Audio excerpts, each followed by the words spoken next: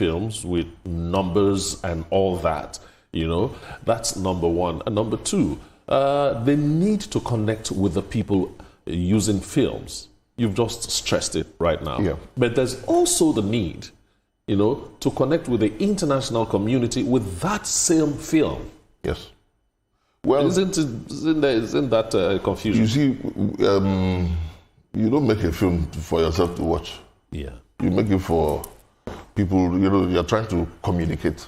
Yeah. This is where I think Nigeria should really take this industry serious. Because United States of America is who they are today because of the kind of films they make. Yes. Every small thing, God bless the United States of America. Yes. They are playing basketball, they say it's world champion. How come? which is real. So we, as Nigerians, we have to start. If you go to my village, as I said, you go to your own village and you talk to one old woman, you can do a series. Entire series. With the stories she will tell you. Yes.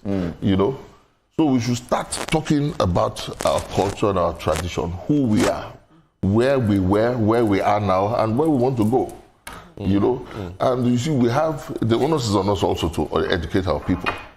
Exactly, the education side. I was just hoping Winnie will allow me ask this question. We seem to focus so much on the production, on the fanfare, on the relaxed work atmosphere, and we are not really training, especially the technical, the creatives in film production, screenwriters, and so on and so forth.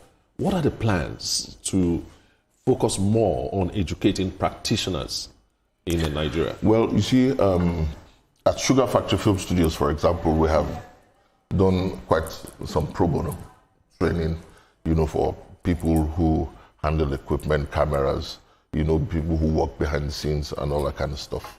Now, it has really changed from what it used to be before.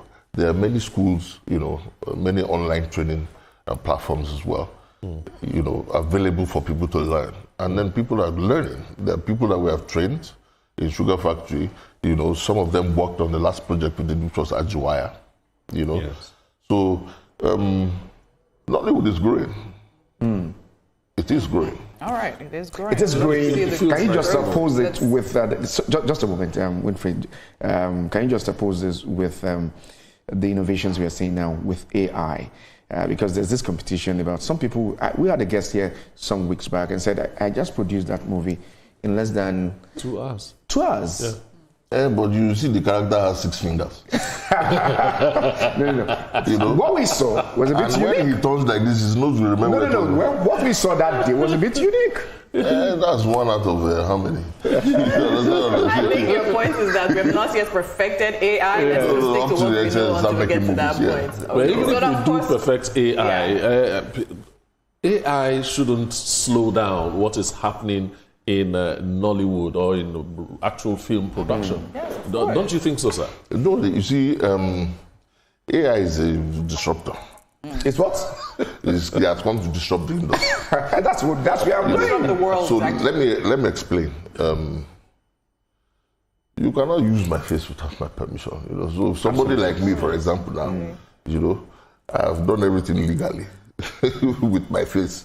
So you can't go and use my face and shoot an AI movie. There's going to be wahala. Yes. You get my point? Yes. That also happened in Hollywood some time ago, where there was a demonstration that, you can't start putting people's faces on stuff. It's even happening if you go to YouTube now and you say, you type a song, and then you want to hear the AI version.